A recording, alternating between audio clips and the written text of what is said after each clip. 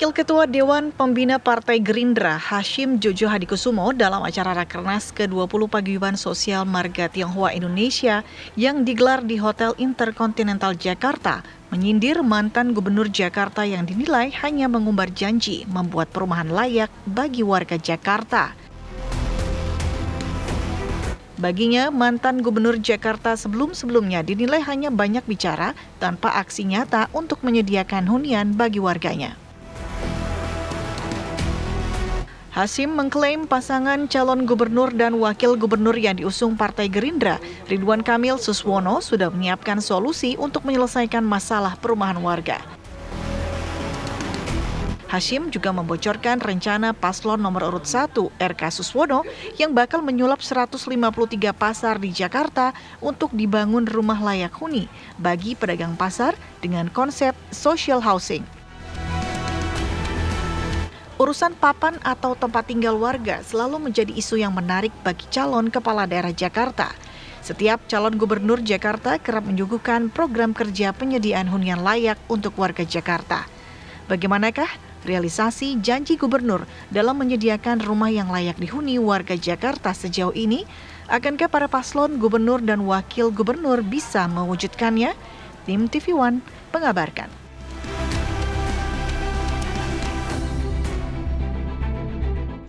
Ternyata ada perusahaan daerah namanya Pasar Jaya. Pasar Jaya memiliki 153 pasar. Ini sebetulnya sudah ide lama, tapi ternyata kepala daerah yang lama banyak omong-omong Pak Aman. Banyak no action talk only. Yang lama Pak, yang lama ya. Bapak mengerti kan yang saya maksudnya. Maka kita harus action, yang saya Pak Prabowo suka action, jangan omong-omong aja, action. Nah, yang akan kita laksanakan, 153 pasar itu nanti kita akan jadikan kompleks perumahan. Rumah untuk rakyat miskin, Pak Menteri. 153 pasar, kita akan bangun 153 kompleks, pasar-pasar itu dibanyak. Nanti pasar-pasar itu nanti untuk pedagang kecil, menengah, dan koperasi itu nanti pakai tetap. Ya akan bangun nanti kontraktor-kontraktor.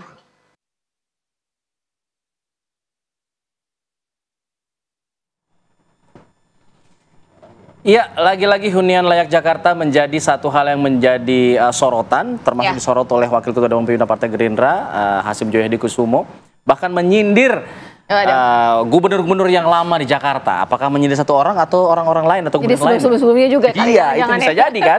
Nah, untuk itu kita membahas mengenai hal tersebut bersama dengan sejumlah narasumber.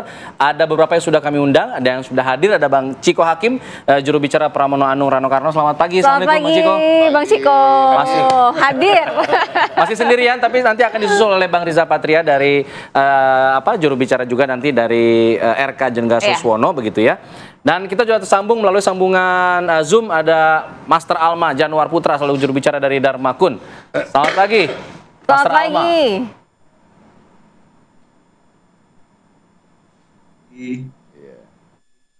Baik. Ya, Oke. Kita juga masih menunggu Bang Henry Satrio selaku analis politik pada pagi hari ini. Nanti sambil kita menunggu, kita tanyakan dulu yang sudah hadir dulu ya. Kalau gitu ya, boleh Bang ya?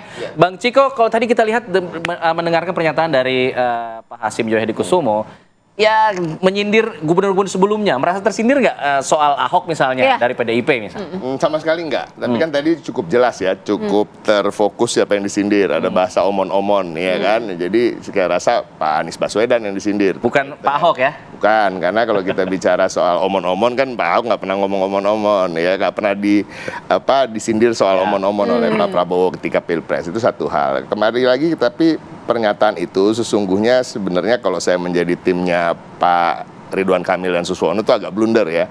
Artinya apa? Artinya kan Pak Anies Baswedan ini nggak maju lagi, ya kan? Dan kemudian ada juga statement akan melanjutkan program-programnya, ya kan? Dan artinya ini kan sangat kontraproduktif. Tapi kita kembali ke soal hunian layak. Sekarang hunian layak itu pada prinsipnya setiap gubernur dari mulai semua yang menjadi gubernur di era reformasi telah melakukan upaya-upaya untuk menyediakan hunian layak. Dan upaya-upaya itu memang dengan berbagai cara. Caranya nggak sama, ya kan? Karena semua mempunyai inovasi sendiri.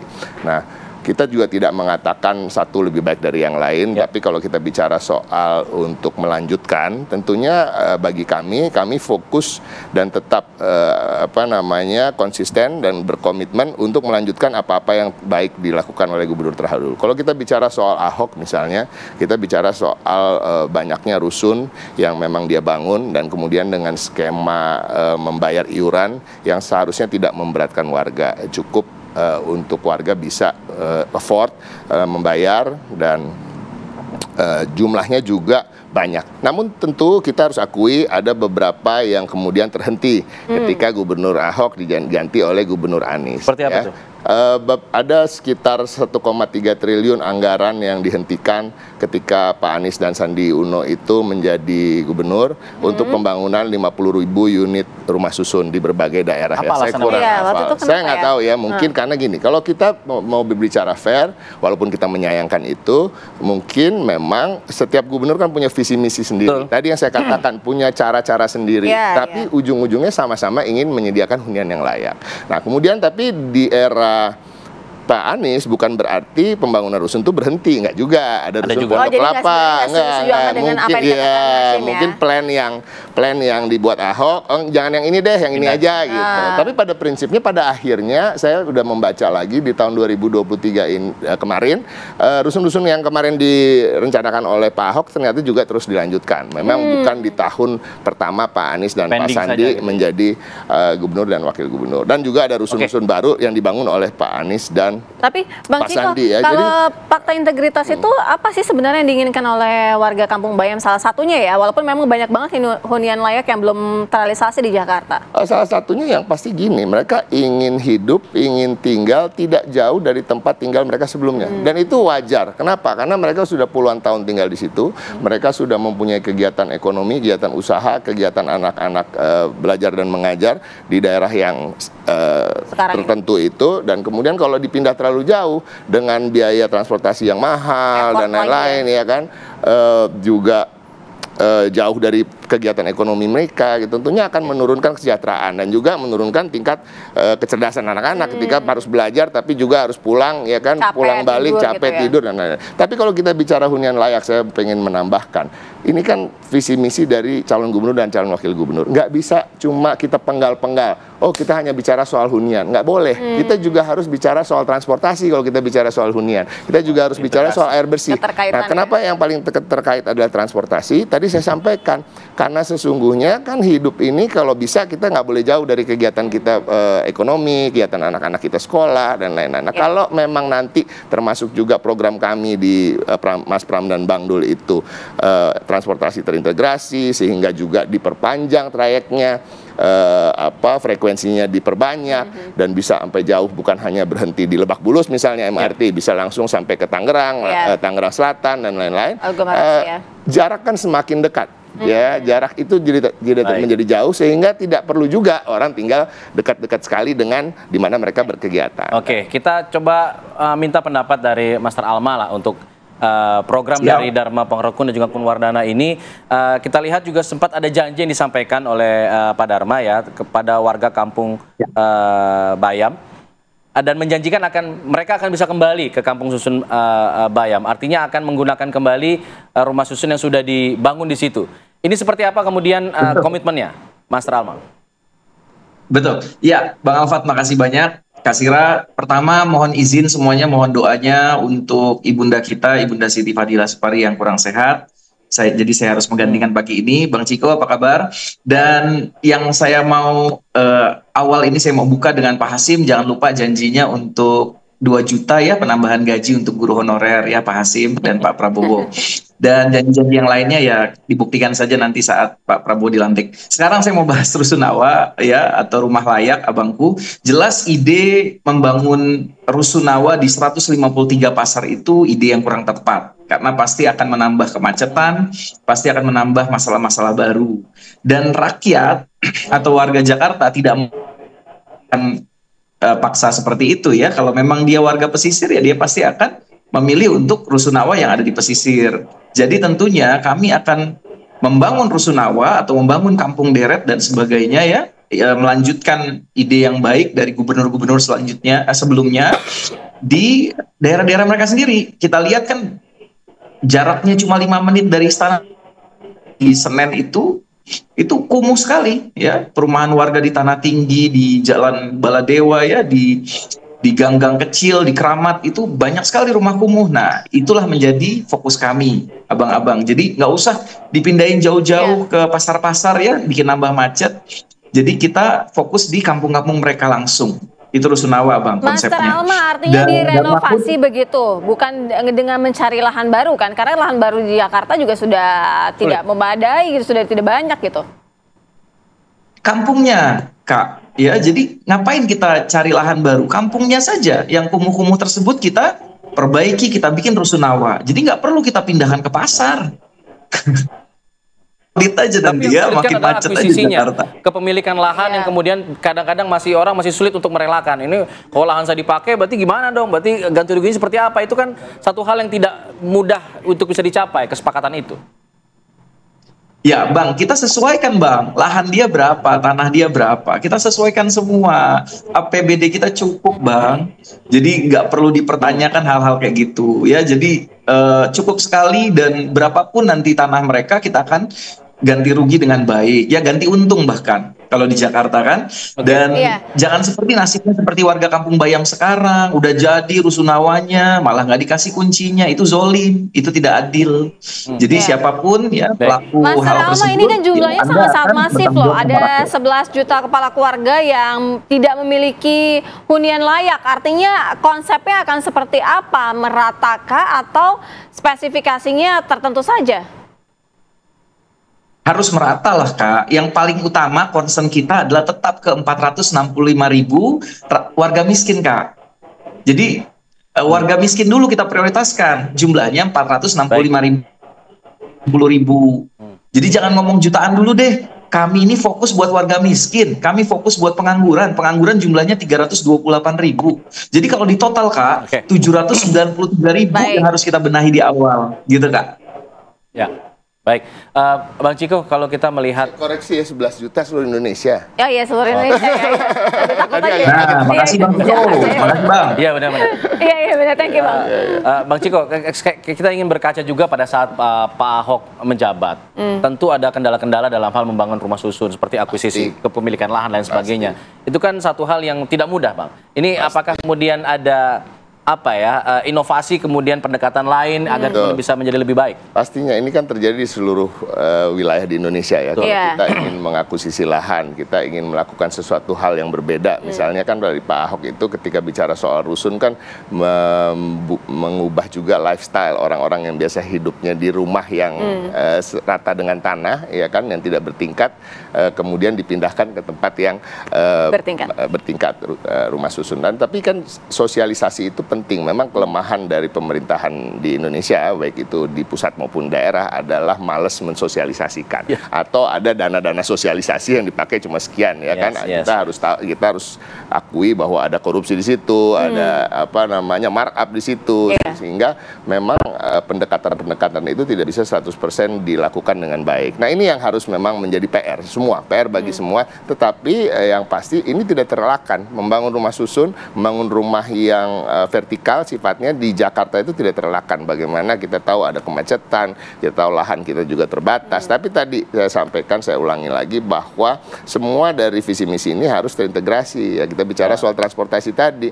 Kalau memang transportasi umum dan massal yang cepat itu layak, tentunya nggak masalah ketika hidup cukup jauh. Pertanyaannya mana yang duluan Bang? Transportasinya atau huniannya dulu?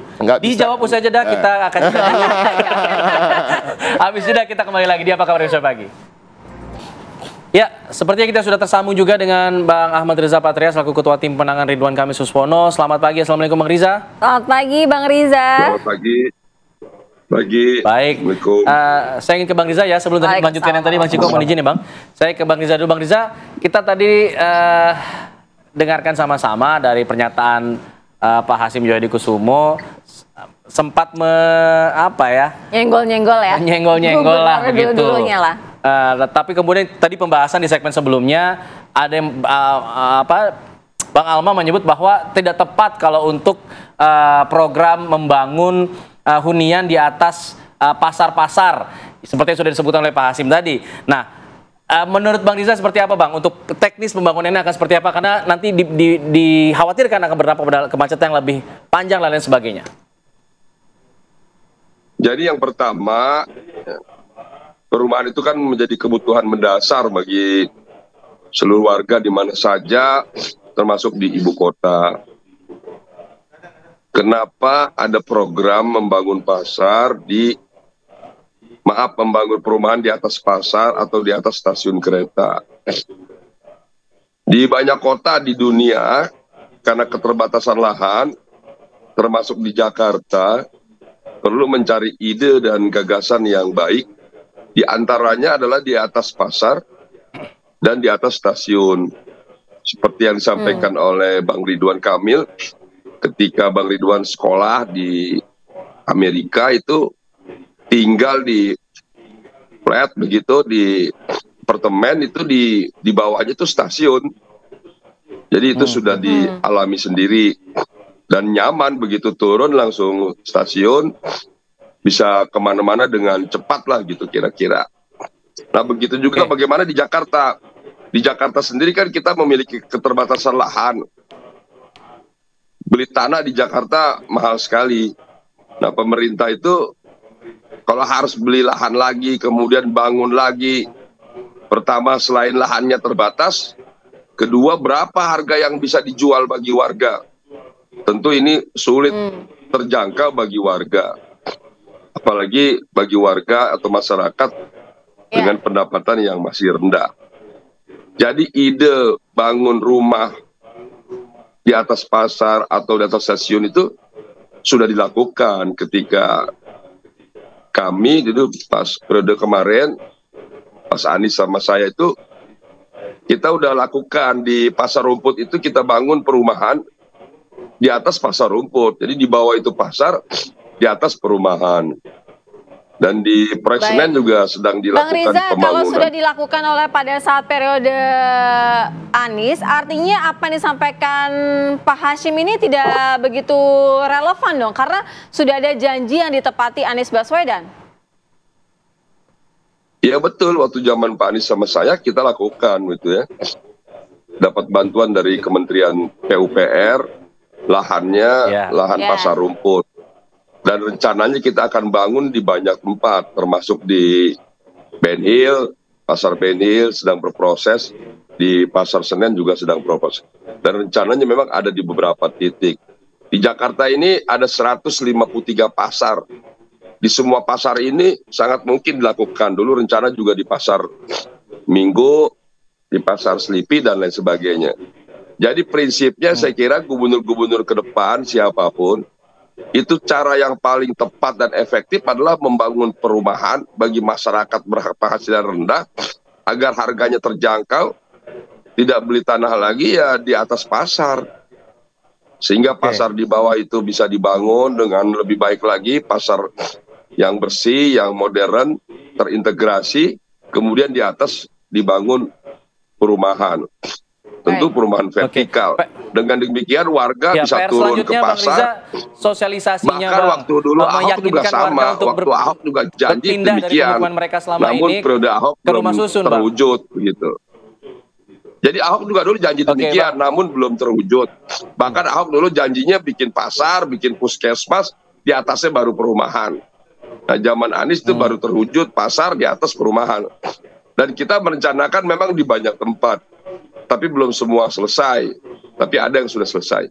Dan gubernur ke depan siapapun pasti akan menggunakan pasar atau stasiun karena lahannya ada di tengah kota, dengan jumlah luasan yang cukup, dengan harga yang terjangkau.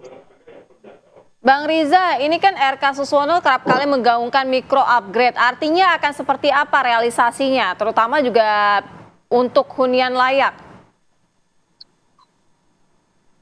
Ya hunian layak itu kan artinya layak dengan harga yang terjangkau, layak memenuhi standar yang baik, yang bersih, yang rapi, dengan ukuran, kemudian karena ada di tengah-tengah kota, di atas pasar, tentu ini sangat strategis dan memudahkan.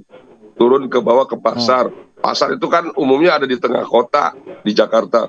Jadi saya kira semua pemimpin, semua gubernur, kalau dia ingin beli lahan lagi di Jakarta, ya harga jualnya tidak bisa. Itu namanya bikin perumahan apartemen kelas atas, bukan kelas menengah lagi. Karena harga tanah di Jakarta kan kita tahu semuanya mahal sekali. Nah, yang paling murah cuma di atas pasar dan di atas stasiun atau tempat-tempat lain milik pemerintah daerah. Kalau tidak di atas pasar, di atas stasiun atau milik pemerintah daerah atau pemerintah pusat, ya harganya tidak mungkin terjangkau. Di atas pasar saja, di atas stasiun saja, itu harganya juga tidak bisa murah sekali. Namun demikian ada subsidi dari pemerintah. Jadi saya kira tidak ada pilihan, harus memanfaatkan lahan-lahan milik pemerintah. Bagaimana? Baik, saya mohon izin bergantian dulu, saya minta komentar dari Mas Alma untuk mengomentari apa yang disampaikan oleh Bang Riza. Silakan. Baik, Bang Alfat, terima kasih banyak kesempatannya. Jadi kalau misalnya fokus bangun gedung, ya bangun bangunan di pusat kota, pasti akan nambah kemacetan, pasti akan nambah masalah. Maka fokus kami adalah membangun warganya, membangun rakyatnya. Kalau petugas partai memang hobinya proyek, ya membangun-bangun gedung di sana sih, bikin giant mega proyek, ya, proyek raksasa. Tapi kalau kami pengen banget fokus menyentuh 465.000 rakyat miskin ini, Bang Alfat, dan 328.000 pengangguran ini. Inilah yang pertama kami sentuh. Bagaimana cara mereka ya membereskan kampung mereka, kekumuhan dalam rumah mereka, ini yang menjadi fokus kami. Apakah nanti dengan bedah rumah, apakah nanti dengan rusunawa, tentu tidak ngobrak-ngabrik yang sudah baik gitu, yang sudah lancar lalu lintasnya. Pasar yang kurang rapi ya kita rapihin. Ya, tidak perlu kita ada mega proyek seperti itu. Karena APBD akan lebih tepat sasaran jika langsung menyentuh yang membutuhkan. Yang membutuhkan adalah totalnya di sini 793.000. Gitu, Bang Alfat dan Mbak Sira. Jadi bukan sembarangan aja main bangun-bangun di sana sini, Bang. Itu namanya lagi-lagi proyek pencitraan dan makin nambah masalah. Gitu, Bang. Baik. Kalau dari Bang Ciko, tadi kan sempat menyinggung juga ya, kalau dari Ahok juga sempat katanya tidak dilanjutkan. Kemudian pertanyaan Alfat juga menyatakan bahwa ini bagaimana nih sebenarnya apa yang difokuskan dulu, hunian layak, transportasi, ya yang prioritas yang mana. Kalau misalnya selaras dua-duanya ataupun beberapa poin lain, artinya kan seperti apa dong, Bang? Semuanya harus selaras. Kita nggak cuma bicara di dua aspek tersebut, transportasi dan hunian. Misalnya kita bicara soal air bersih, karena ada darurat air bersih di Jakarta Utara, Jakarta Timur, dan beberapa daerah lain. Nah, tapi di Jakarta Selatan nggak terdampak misalnya gitu kan. Tapi artinya kita nggak bisa memprioritaskan satu warga dengan warga yang lain. Ya. Kalau kita bicara rusun juga, Alfat mungkin, Sira mungkin, dan saya mungkin nggak terpikir soal rusun Nawa dan lain-lain. Kita nggak bicara, saya juga jarang sekali menggunakan transportasi umum misalnya.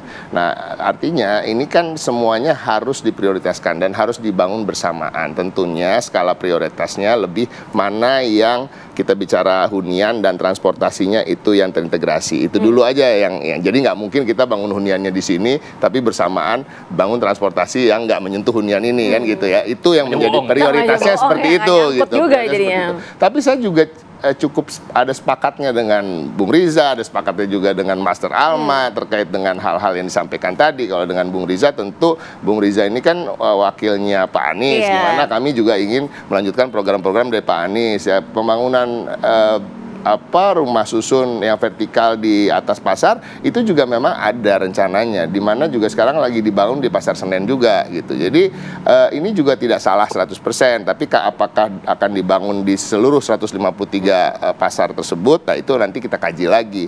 Tapi apa yang disampaikan oleh Master Alma terkait dengan pembangunan manusia, tentunya itu juga sangat penting gitu ya. Kita nggak bisa bicara kota global, kita nggak bisa bicara kota perekonomian pusat perekonomian nasional, bahkan kalau kita maunya Asia Tenggara dan Asia dan lain-lain, kalau masyarakatnya juga bukan masyarakat yang sejahtera, bukan masyarakat yang terdidik, bukan masyarakat yang nyaman hidupnya, yang bisa akses pendidikan, kesehatan, air bersih, hunian, dan transportasi yang baik. Jadi semuanya sebenarnya mirip-mirip lah ya kira-kira, tapi mana yang lebih konsisten. Nah, yang saya takuti tadi dengan kritik Pak Hasyim terhadap Pak Anies gitu ya, ini artinya seperti kejadian sebelum-sebelumnya, bukan hanya di DKI Jakarta, ada semacam kebiasaan dari gubernur, bupati atau wali kota yang akan menjabat dan baru menjabat itu sering ingin mengubur legacy atau mengubur peninggalan-peninggalan para pendahulunya. Apalagi para pendahulunya bisa maju lagi di lain waktu gitu ya. Ini yang kadang-kadang mindset ini yang harus dirubah. Padahal warga lagi yang dikorbankan kan. Betul. Nah, makanya Mas Pram dan Bang Dul betul-betul nggak ada beban, mereka nggak ada masalah bila gubernur yang terdahulu semuanya mendapat glorifikasi karena mereka melanjutkan programnya, karena betul-betul ingin maju di Jakarta, bekerja untuk warga, bukan terpikir untuk 2000 sekian maju sebagai calon presiden misalnya gitu. Baik, terakhir kami ingin ke Bang Riza, karena tadi di segmen 1 Bang Riza belum bergabung. Saya ingin memberikan kesempatan Bang Riza untuk kemudian memberikan pernyataan penutup lah terkait hal ini, terkait program hunian layak ini, apakah memang bisa terrealisasi secara baik dalam 5 tahun misalnya jika terpilih? Ya, insya Allah ini menjadi program prioritas ya, di samping transportasi, penanganan banjir, soal sampah, soal polusi udara, soal harga-harga kebutuhan pokok yang terjangkau dan sebagainya. Perubahan menjadi penting. Jadi sekali lagi bangun rumah vertikal itu dilakukan bukan cuma di Jakarta, tapi di seluruh dunia, di kota-kota hampir tidak ada lagi orang bangun rumah tapak gitu ya. Rumahnya semua vertikal. Tadi saya bilang kenapa di atas pasar, kenapa di atas stasiun. Ini bukan soal mega proyek. Yang mengerjakan juga umumnya adalah BUMN kekaryaan yang ada begitu. Jadi bukan proyek-proyek swasta begitu. Semua ini proyek pemerintah dilakukan oleh pemerintah bekerja sama dengan swasta. Dan ini bukan soal proyek. Ini adalah pekerjaan besar untuk kebutuhan masyarakat. Di atas pasar, di atas stasiun itu tempatnya strategis. Dia terintegrasi dengan transportasi dan terintegrasi dengan kebutuhan masyarakat. Pasar itu kan kebutuhan masyarakat yang penting. Seperti juga zaman Ahok dulu sama, ingin membuat perumahan vertikal, apakah rusunawa, kemudian itu di atas pasar.